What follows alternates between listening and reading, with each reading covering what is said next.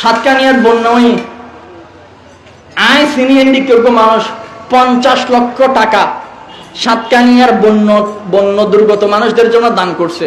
শর্ত দিয়েছে, কে টাকা পাঠিয়েছে বলতে পারবা না। 50 লক্ষ টাকা দিছে। আমি চিনি পার্সোনালি ওনাকে। এক বান্দা আছে 50 লক্ষ টাকা দান করে, কেউ জানে না।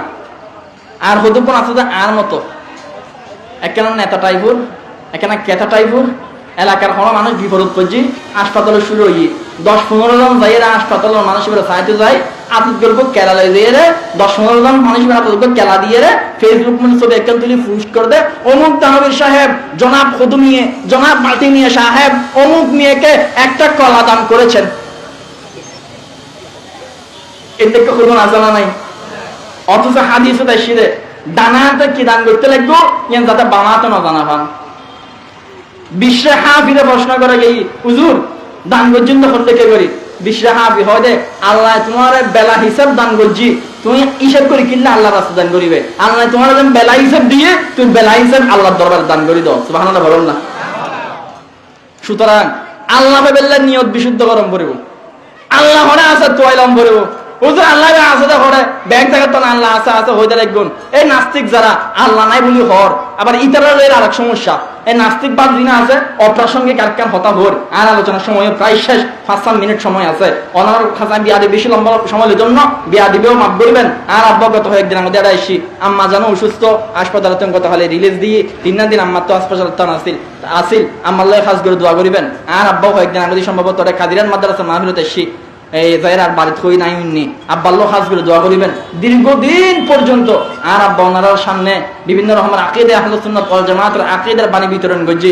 আল্লাহ পাক রব্বুল আলামিন আর মা বাপ এবং যেদিকগুণ ফুয়ার মা বাপ এর উপস্থিত আছে এবং উপস্থিত হবো যেদিকগুণ ফর্দান অন্তরাল মাওয়াল আছে ব্যক্তিরূপে আর না কোন নিঃশ্বাস মাথার চুল পরিমাণ হায়াত তৈয়বা সেহাতে কামালা দান করত করেন আমিন। যেরকম ব্যবসায়ী ভাই বন্ধু অকল ব্যবসা সকল এটা ব্যবসা করে ব্যাকুণরে লক্ষ লক্ষ কোটি কোটি টাকার হালাল আয় রোজগার ওদের তৌফিক দান করে করেন আমিন। এই নাস্তিক যারা আছে ইতারা একখান চক্রান্ত আছে। চক্রান্ত হলো তারা কওমি মাদ্রাসা আলেম ওলামাদের মার্কাজ মসজিদ মাদ্রাসা ধ্বংস করে দিতে চায়, কিন্তু মাদ্রাসায় তারা ঢুকতে পারে না।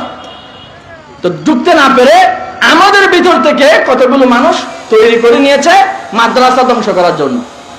বলে কেমনে? ছোট্ট উদাহরণ দিলে বুঝবেন। শাহবাগের মুরগি চোরা শাহরিয়ার কবির বলতেছে কওমি মাদ্রাসায় জঙ্গি তৈরি হয়, সন্ত্রাসী তৈরি হয়। আমার কথা খেয়াল করবেন, কওমি মাদ্রাসায় জঙ্গি তৈরি হয়, সন্ত্রাসী তৈরি হয়। আল্লামা আহমদ শফি শাইখুল হাদিস আল্লামা জুনায়েদ বাবনগরী রহিমাহুল্লাহ তারা দুইজন বিবৃতি দিয়ে টিভি চ্যানেলের মাধ্যমে জানাইছে, বলে না কওমি মাদ্রাসায় জঙ্গিবাদ সন্ত্রাসবাদকে প্রশ্রয় দেওয়া হয় না। আপনারা দেখেছেন সম্প্রতি দেখা যাচ্ছে কওমি মাদ্রাসার মধ্যে আবার উস্তাদ বিরোধী, মাদ্রাসা বিরোধী, উস্তাদ বিরোধী, কওমি মাদ্রাসার মাসলাক বিরোধী সন্ত্রাসী কর্মকাণ্ড হচ্ছে। মসজিদের মাইক থেকে মাদ্রাসার মাইক থেকে উস্তাদের পিঠের চামড়া ওঠানোর মতো জঘন্যতম নিকৃষ্টতম হুঙ্কার দেওয়া হচ্ছে, ঠিক কিনা? এই হুঙ্কারই নেবে কোন দহনে ও নাস্তিক হলে মাইক উত্তন ওপেনে ঘোষণা আইদে অমুকের চামড়া উঠাই নিব আমরা। মাদ্রাসার মাইক উত্তন এগুলো নাস্তিক হলো হওয়ার কি? এই তো দেখা যাচ্ছ এই তো জঙ্গি হইদিন না কই মাদ্রাসা জঙ্গি তৈরি হর ওদের উস্তাদ ওদের ফিডিবের মতো স্লোগান পাওয়া যাচ্ছ।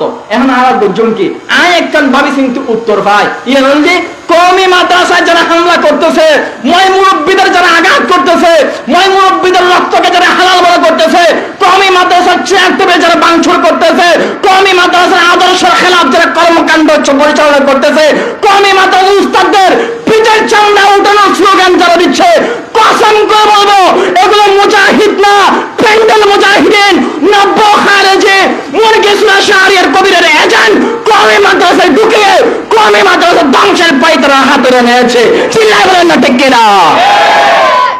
মুরগি চোরা শাহরিয়ার কবির বহুত খুশি হয়ে গেই, বলে মাদ্রাসার মধ্যে সন্ত্রাসী তৈরি হর, সন্ত্রাসী তৈরি নেওয়ার সন্ত্রাস বেকুন তোরা ঢুকে দিয়েছে। ইন আনার পোয়ানো আর পর দেখুন এখন আর উস্তাদ দেখিলি মুরব্বী দেখিলি রাস্তা আলাদা হয়ে বিলাই অন্য রাস্তা দিয়ে চলা যায়। পীর মাশায়েখ, ওলি আউলিয়া, এদের সাথে বিয়াদবি করলে ওয়ালারা গাদ্দার আর মুনাফিক অতীতেও ছিল, এদের পরিচিতি ছিল, খারেজি এখনো আছে, এদেরকে চিনবেন। উলামায়ে কেরামের বিরোধিতাকারী, মাদ্রাসা ধ্বংসকারী যে সমস্ত কুলাঙ্গারকে দেখবেন শক্ত হাতে প্রতিরোধ গ্রহণ করতে হবে। রাজি আছেন ইনশাআল্লাহ? আল্লাহ পাক রব্বুল আলামিন তৌফিক দান করেন। ছোট্ট একটা উদাহরণ দিই তাহলে বুঝবেন। মানুষের ভুল হবে, এই যে আমি বয়ান করতেছি আমার ভুল হবে, আমার হুজুর মুহতারাম পাশে বসে আছেন হুজুরের ভুল হবে, আমার আব্বাজানের তিনারও ভুল হবে, দুনিয়ার প্রত্যেকটা মানুষের ভুল হবে। বুখারী শরীফ 1 নাম্বার খণ্ড 2 নাম্বার পারা 58 নাম্বার পৃষ্ঠা 5 নাম্বার লাইন আল্লাহ নবী বলেন, আনসা কা তানসাউনা ফাইদা নাসিতু ফাযাক্কিরুনি। ও মদিনাওয়ালা নবী, আল্লাহ নবী সাল্লাল্লাহু আলাইহি ওয়াসাল্লাম একদিন জুহুরের নামাজে দাঁড়াইছেন। জুহুরের নামাজে দাঁড়াইয়া 4 রাকাতের নামাজ পড়তে গিয়ে তিনি 5 রাকাত পড়ে ফেলেছে। পিছনে একজন সাহাবী দাঁড়ানো ছিল মুক্তাদি হিসেবে, ওই সাহাবীর নাম ছিল ইব্রাহিম রাদিয়াল্লাহু। এটা ইব্রাহিম আলাইহিস সালাম না, ইব্রাহিম সাহাবী। ওই সাহাবী আল্লাহর নবীরে বলে, ইয়া রাসূলুল্লাহ, আজকে দেখি কি জুহুরের নামাজের 5 ওয়াক্ত, আজকে দেখি কি নামাজ 5 ওয়াক্ত বা 5 রাকাতের ওহী নাযিল হয়েছে, বলেন আমরা আগামী কাল থেকে 5 রাকাত করে পড়ব। আল্লাহর নবী বুঝে ফেলছেন যে আমার নামাজের রাকাত সংখ্যা ভুল হয়ে গেছে। আবার পশ্চিম দিকে তিনি ফিরে আরো 1 রাকাত নামাজ পড়ে টোটাল 6 রাকাত পড়েছেন। শেষে গিয়ে সিজদায়ে সাহু দিয়ে তারপর আল্লাহর নবী হাদিস শরীফে বলতেছেন, আনসা কামা তানসাউনা, ও আমার কলিজার টুকরা সাহাবায়ে কেরামরা, আমিও ভুল করব যেরকম তোমরা ভুল করো। ফাইদা নাসিতু, যখন আমি কোনো বিষয়ে ভুল করব ফাযাক্কিরুনি, মানে ভুলে যাব, তখন তোমরা সেটা আমাকে স্মরণ করিয়ে দিবা। যেখানে মদিনার নবী সাল্লাল্লাহু আলাইহি সাল্লাম নামাজের আদত সংখ্যায় ভুলে যান, নামাজের আদত সংখ্যা 4 রাকাতের জায়গায় 5 রাকাত হয়ে যায়, সেখানে আমি কে, আমার আব্বাকে, হুজুরকে, ওবাইদুল্লাহ